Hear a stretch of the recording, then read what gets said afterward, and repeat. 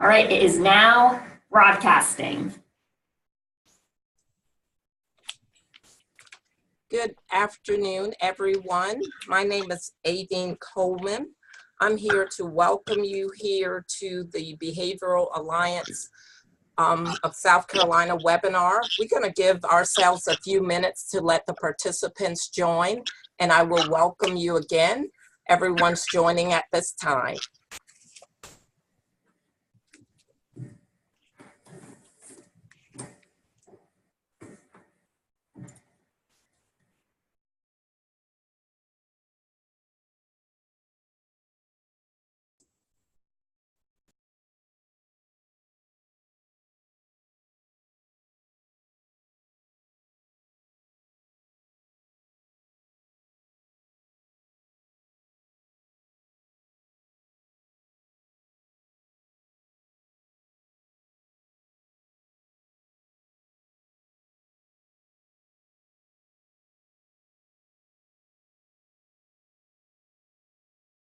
We're going to give just a minute or two so everyone else can join us. We should start right at 4:03.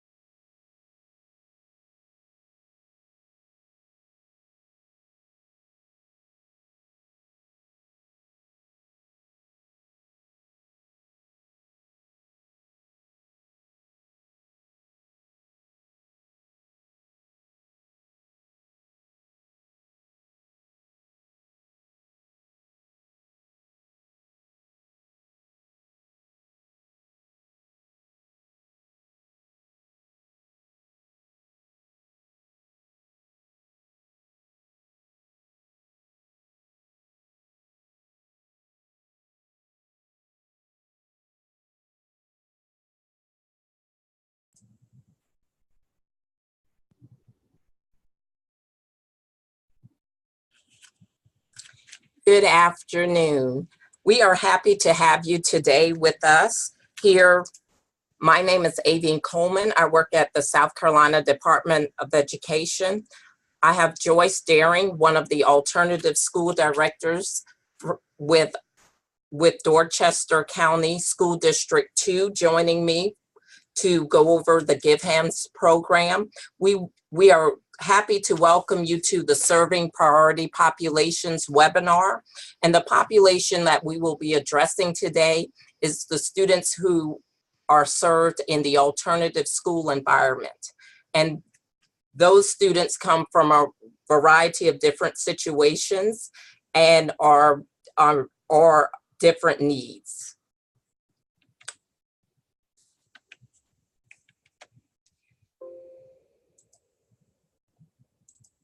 In South Carolina, we have over 72 alternative school programs statewide. And with those programs, we have a few programs that are in consortiums. There are about 5 districts that actually join together to house their programs. That's Anderson 1 through 5, Spartanburg 1 through 7, Dillon 3 and 4, Sumter and Clarendon, and then Florence 2, 3, and 5 are in districts as consortiums. We have some districts that have multiple programs. Our Rock Hill district has 3 programs, Greenville has 4, and Charleston has 4 programs. All of the other districts operate programs individually. Those are the ones that have consortiums or district programs that are shared or have multiple programs. So how do students get to the alternative school? There are a variety of different ways. We have students who are served there because of a lieu of expulsion or suspension. We have students who are there because they're overage for grade, meaning that they're 2 grade levels behind, and this is an opportunity for them to catch up. It's also used for a dropout prevention for students who are behind in credits. We actually give students an opportunity to take credit recovery while taking their other courses in that alternative school program. And they are able to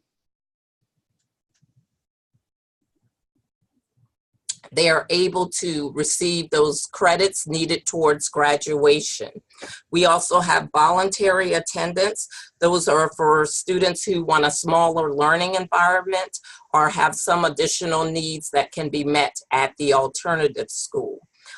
Academic assistance as well, accelerations. We have a few programs that serve students who want to graduate early. And then, of course, our final component of our alternative school populations, we serve students for truancy. Any student, before they're getting referred to court, a district can refer them to the alternative school program before referring them to family court to try to provide them some additional services there. How do they get to the alternative school?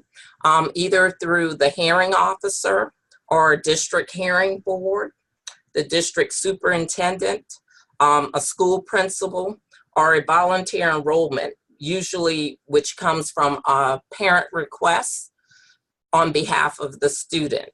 Most students are enrolled in these programs from between 45 days or a semester. The max is a year, unless they are continuing on. Some of the reasons, this is based on our 17-18 alternative school end of the year survey information that discuss some of the reasons why students actually are referred to the alternative school. Most of it is from for behavior and discipline, or in lieu of expulsion. We also have students that transfer from DJJ and then go into the alternative school. And you see that's about 54 of our programs provide that services. And with attendance, because we work with truant students, we do have students coming for that and overage. But this chart here provides you the information from our programs from the last school term, which was 17-18. So who are we serving? We do have a few districts that serve elementary schools as a part of their alternative school programs. Most of the programs across the state starts at grade levels 6 through 12, but we have a few, not many, just a handful that serve elementary students. The Peer Center in Lexington 2 has an elementary component. Blythewood Academy has an elementary component, and they are housed on campus on that same site with the alternative school. We have a couple other districts that house those alternative programs for elementary students on a different campus, but we do have a few. As you will note here, that our transition years are the highest years for our alternative school students. If you look at the 17-18 data chart that's located here, our transition between 5th and 6th, our grade, 678 of the students that we served in 17-18 were at the 6th grade level. Another transition year from 8th to 9th. 9th grade has been our highest population over the past 10 years or even more, but about 2,378 students are served at the 9th grade level. And those are some transitional years in which we serve students. And our highest populations for the past 2 years has been the 8th and 9th grade. And this data is from the 16-17 information and the 17-18 end of the year information. And we had almost 1,000 more students that we served compared to the 16-17 school year. We went from 7,230 students to 8,649 for the 17-18 school term. As you look at the demographics and alternative school programs, currently for both school terms, we served about 70% male students and only 30% female students. And this is based on the information submitted at the end of the year. When you look at our demographics and population, 63% of the students served in alternative school in 16-17 and 17-18 were African-American students or Black students, and 30% were white students. And then when you look at the multi-race, that means students with multi-race selected in Power School. In 16-17, we had 2%, and in 17-18, 3%. And any students served under the Asian/American Indian category information that was reported, that's about 5% of the population. And this is based on the information submitted statewide by our alternative school directors. When you look at the instructional strategies, because the alternative school programs serve grade levels 6 through 12, sometimes they have to group grade levels together based on subject areas. So you will see a lot of one-on-one instruction, a lot of small group instruction, and a lot of computer-assisted instruction in those programs. In the past couple of years, more programs have moved to blended learning environments and project-based learning environments based on the needs of their students. Our ratio in alternative schools and most of the programs is usually that 1:15. That's what we recommend, that they keep those ratios there. But you see there are some programs that can go as low as 1:5, and that's about 2 programs, not many.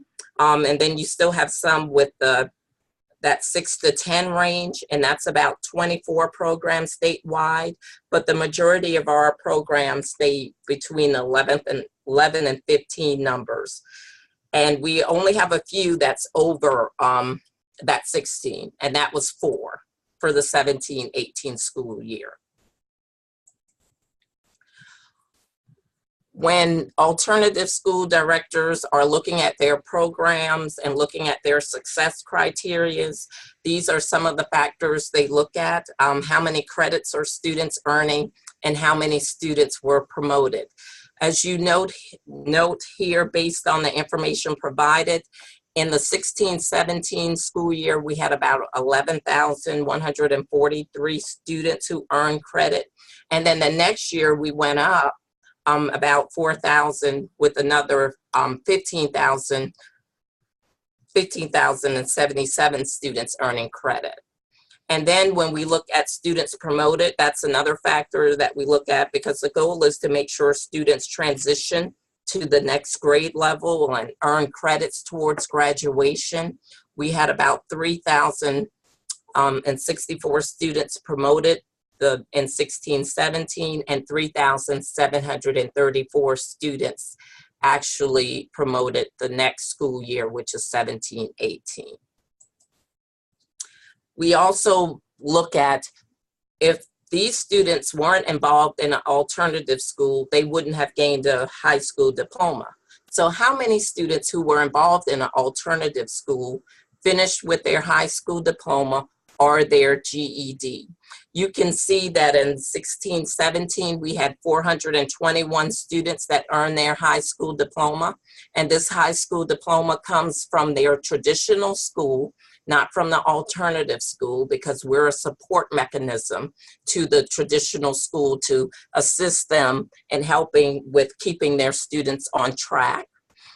Some students are referred to adult ed as well. So we had 15 students to complete their GED during the 16-17 school year.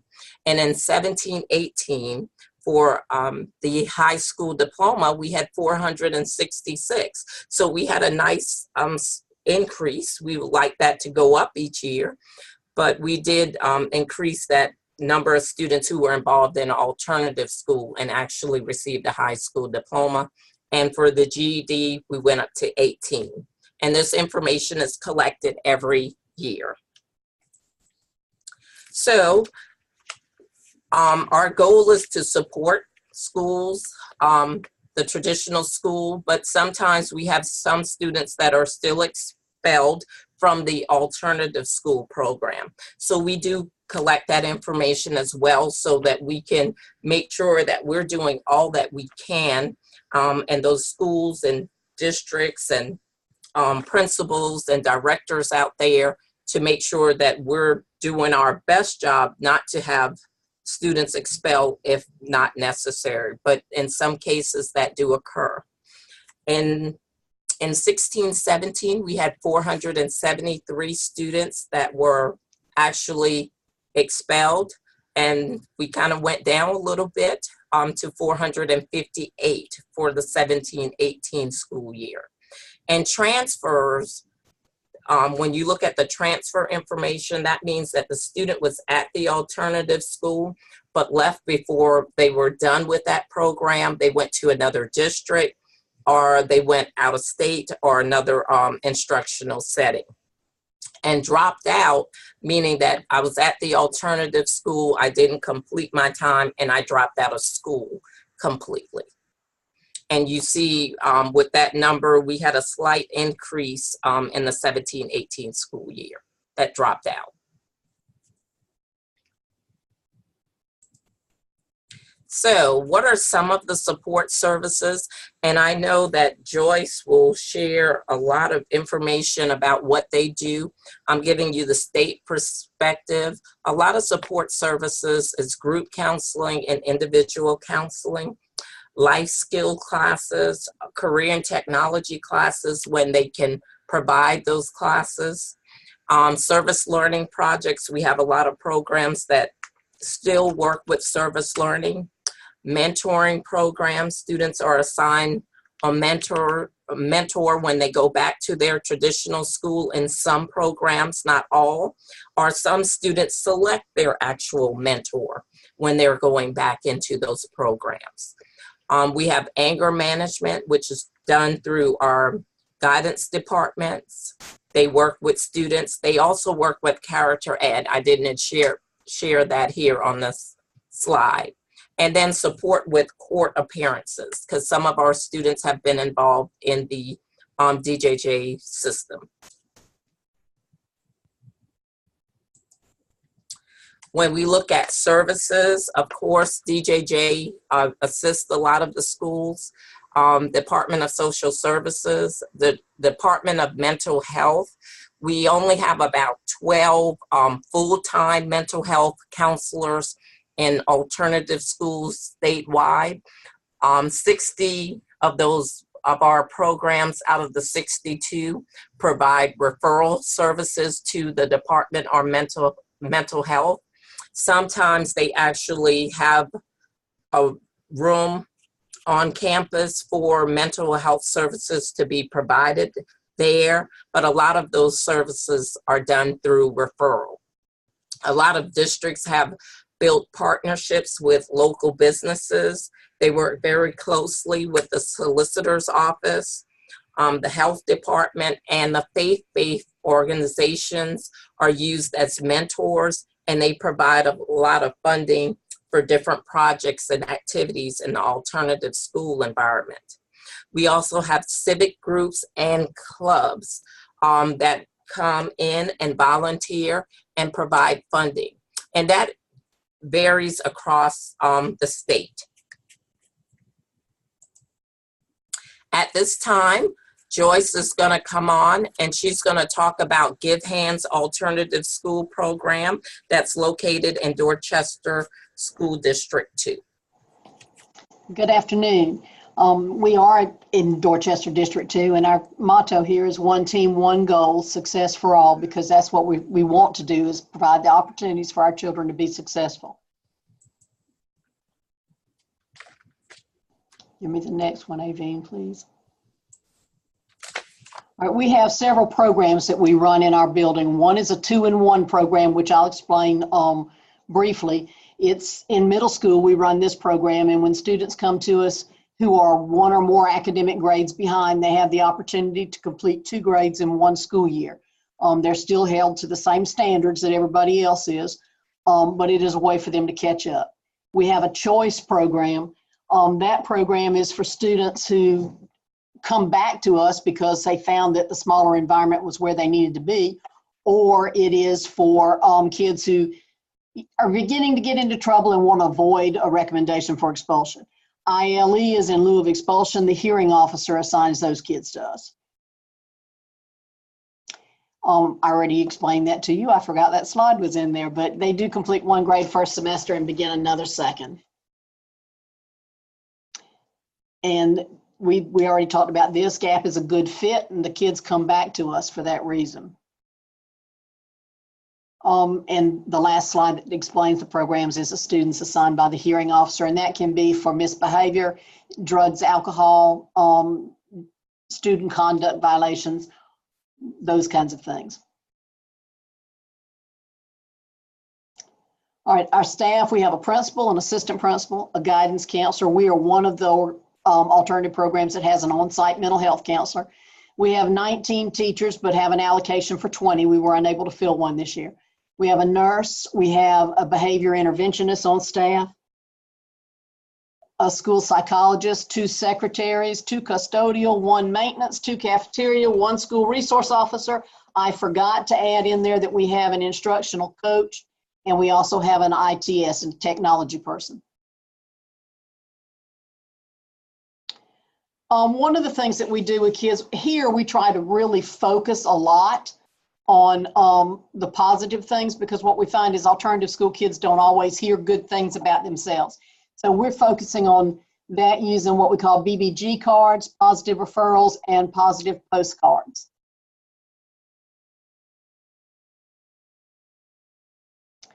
Our middle school population at this point, and the numbers are a little off because we've risen some in the last day or two, but in 6th grade, we currently serve 9 males and 4 females. 7th grade, 22 males, 10 females. 8th grade, 25 males and 15 females, for a total of 85 at this point in the school year. In our high school program, we serve 9th grade. Right now we have 22 males, 10 females. 10th grade, we have 20 males, 10 females. 11th grade, 9 males and 5 females. And in 12th grade, 9 and 3, for a total of 89 in high school. And as I said, we've climbed to 182 in the last couple of days, so the numbers are a little bit off. We use groups. We work with groups at school. We have a girls' circle. That's a program that's worked with through the Department of Juvenile Justice Counselor and the school psychologist on target behaviors. They meet once a week with the girls. They like to run groups that are no bigger than about 12 girls at a time, so they meet at lunchtime. Boys Huddle is something we're doing for boys. It's selected boys who work with our school resource officer and our school psychologist, also on target behaviors, and they meet weekly as well.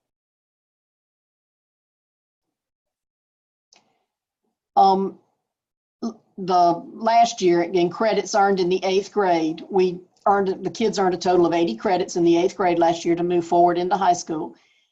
In grades 9 through 12, it was a total of 473 credits. We had 10 that were awarded a high school diploma, 2 did a GED, and for this school year, 100 of them transitioned back to their home school. So academically, they did fairly well last year. Reboot is something that we've just put into place this year. we chose not to run a traditional ISS program because that's usually just a holding tank. Instead, what we do is we send students to Reboot. Only an administrator can send them. They stay for specific time increments. So, for example, if you're having a bad day in social studies, you may go out there for 15 minutes. The behavior interventionist works with you on calming down, getting your behavior under control, and then puts you back in class. Your next trip, if there is a next trip, may be 30 minutes. And that interventionist can do things like let them walk it off, talk it off, whatever they need to do, but it is not an all-day intervention. Crossroads and opportunity. We have our students here divided into houses, sort of like the Harry Potter houses, and they have character names like integrity, confidence, things like that. We assign, when they go to opportunity or Crossroads, they're assigned for 10 days, and they're sent there only by an administrator, and they're sent because we've not been able to change their behavior in any other way. They go to Crossroads for homeroom, breakfast, and lunch. They have a behavior card that they carry with them from class to class. And in that classroom with that teacher, they work on social skills as well as behavioral skills. They have to get an 80% mastery on their behavior card in order to come out of there. So for 10 days, they have to do 80% of whatever's on their behavior card, and it's specific to each child.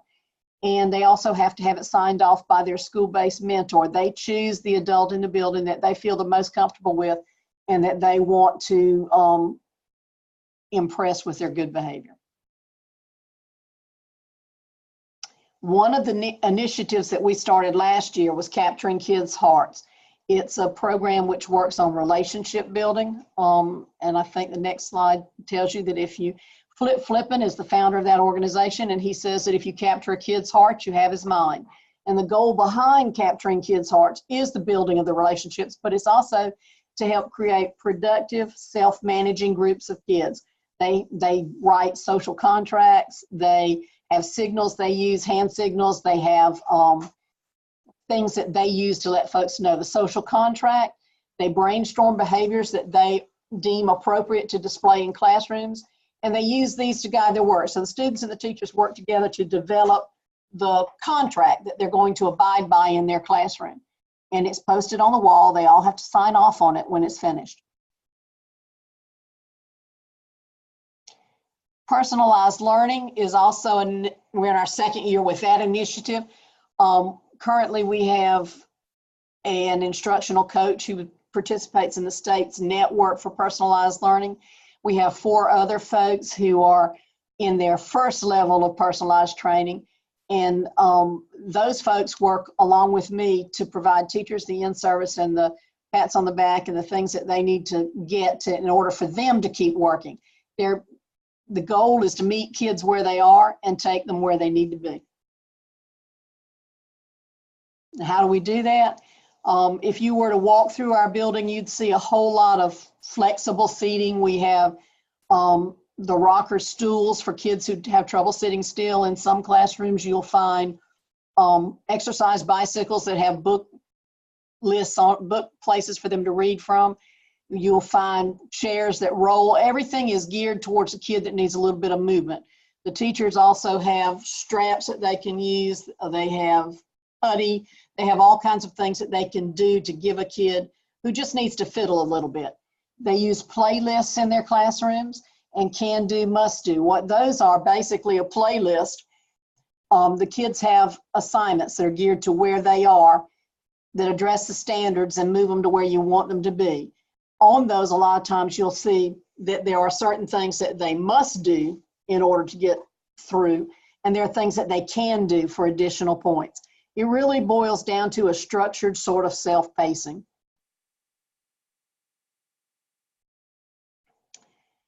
We use data sheets, data walls. Each child has a form that they use to keep up with their own data in each class, so that at any given time they should be able to tell you where they are, what they're doing, and what they've mastered or what they still need to master. We do that in a lot of different ways. Some classrooms use in their binders, they have a form.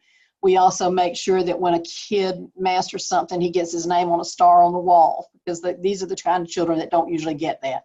And even the high school senior likes to have that happen. They have to assume personal responsibility. That's one of the things that we try to teach them. They know what they have to do. They're given the choice board. They have voice and choice in how they move forward, but it is their responsibility to move themselves with sometimes a little bit of gentle prodding. And of course, a social contract that guides how they interact with each other and with the teacher in the classroom. Even our faculty has a social contract for the meetings that we have. And it basically boils down to, how do you want to be treated? How do I expect to be treated? What are we going to do to make that happen? And here, one of the things that we do an awful lot of is celebrating, because we find that our children are not the children who get recognized every day. So every day in every class, even the little tiny successes, they might get to see somebody do the happy dance with them, or we'll do an announcement. Shout outs are big in the mornings and in the afternoons. We try really, really hard to accentuate the positive with things like their busted being good cards. It really is, it's behavior modification in a different kind of format, but they have the opportunity to earn different drinks, snacks. If a whole team, if a whole class, a house earns the points, they will have a party of their choice. It might be pizza at lunch. It might be, here a week or so ago, one of the teachers had the kids, they had to spell Publix party because they had chosen Publix fried chicken as their reward. And when they earned the points, they had to earn the letters, like on a game show. And if they lost points, they lost a letter. So when they finally spelled Publix party, they had Publix helped us to treat them to fried chicken and all the fixings at lunchtime. So we try to find ways all the time to praise them for even the tiny steps they make forward. And we do the same thing with teachers too. So that's kind of our program in a nutshell.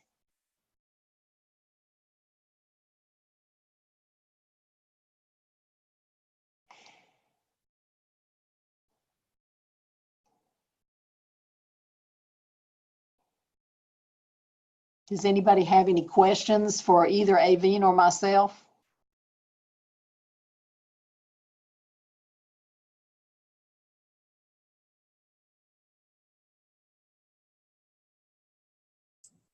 Do you have any questions? You can add them in the question box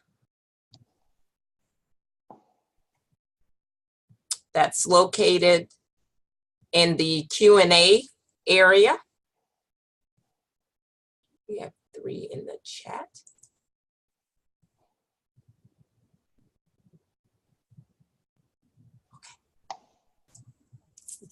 That was some questions regarding sound.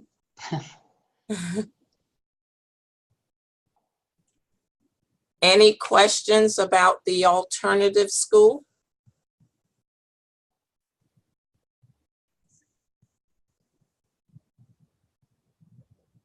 Okay, I see. Yeah, Capturing Kids' Hearts is a training program. What we did summer before last was we did it the last week of school, I guess it was last staff development day. Our teachers went to a 2-day training. It's sort of an immersion program where you have to participate as a staff together first and learn to build relationships with each other. And you learn things like how to create that social contract, hand signals that you can use with kids to actually to bring them back to focus, or to let them know that they've committed a foul, they've broken the contract in some way. There are 4 questions that you ask kids when they're doing something they shouldn't do, like, what are you doing? What are you supposed to be doing? Are you doing it? And the last question is, what are you going to do about it? So you're putting that responsibility back on them without really fussing at them or arguing with them about what they're doing wrong. So it goes through. They also have a program that's called an ambassador, a team leadership program. They will you get a trainer to come out and work with you. And the first year you do that, the second year of training, you do a process champions team. And here we have 6 folks who receive process champions training, and they are responsible for ongoing training for the staff, as well as kind of holding our feet to the fire. We have for teachers, because that program is built on acknowledgments and recognizing the good people do. We have a wall full of little tin pails in the workroom that have everybody's name on it, and we encourage folks to put little kind notes or Circes or whatever in there every day, so that teachers get the same pat on the back that we expect, you know, kids and teachers to give to each other. Okay, we have a few questions here, Joyce. Will the presentation be available? Yes. Yeah.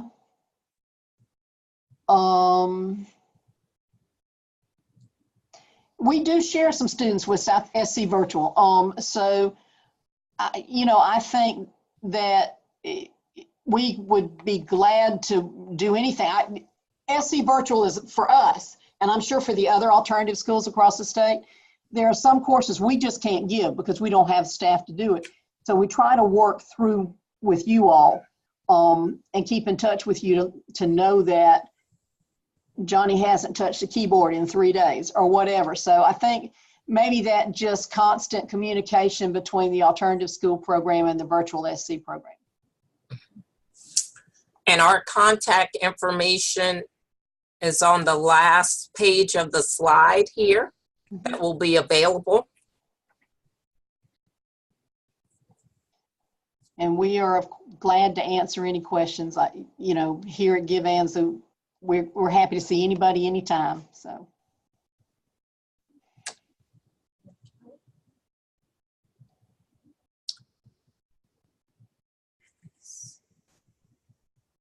That's another question.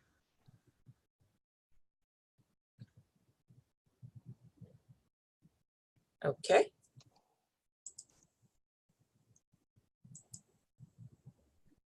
We don't see any new questions in the chat box or even in the Q&A section. At this time, we would like to thank you for joining us today. Joyce is always willing to have visitors. She's one of those programs that I refer our new directors to go out and look at so they can gather new ideas from that program that's been operating for a very long time, serving alternative school students. So at this time, we're going to end our portion of the webinar. Please feel free. I see there's a couple questions coming. I don't know if there are thank yous.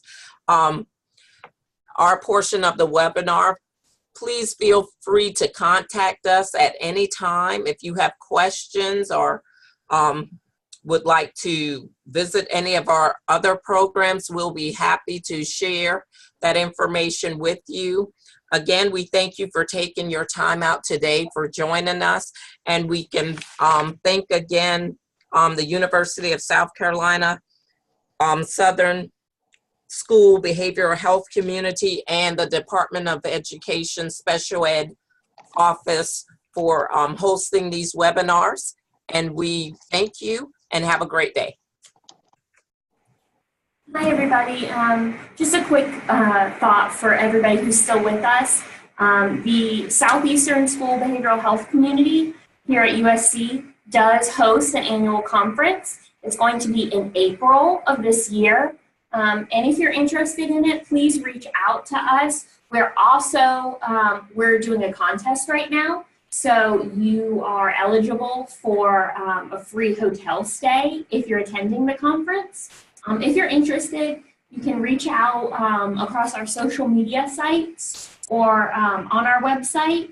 Or again, you can even contact me. Again, my name is Danielle Morey. And thank you so much for being with us. We're going to end it now.